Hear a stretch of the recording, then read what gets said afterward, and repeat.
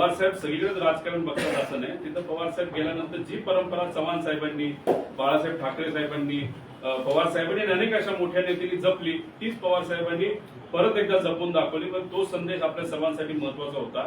पण आत्ताच्या काळाच्या कुरघुड्या बघितल्यानंतर राऊत साहेबांना थोडंसं तिथं वेगळं वाटलं असावं आणि साहजिकच त्यांना ते वाटेल.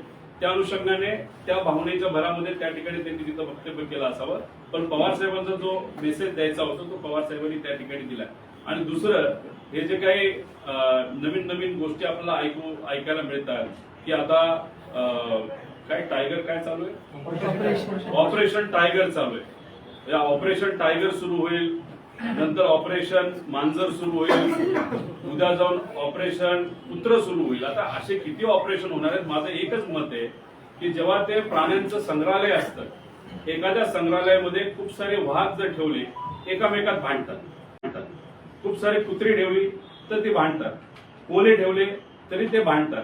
आज सरकारकडे बघत असताना तुम्ही जर बघितलं तिन्ही वाघ आहेत, पण ते तिन्ही वाघ आता आपल्याला भांडतानाच जास्त त्या ठिकाणी दिसत आहेत. त्यामुळे हे जे काही संग्रहालय काढण्याचा प्रयत्न हा भाजपकडनं नाही तर मित्र पक्षाकडनं केला जातोय.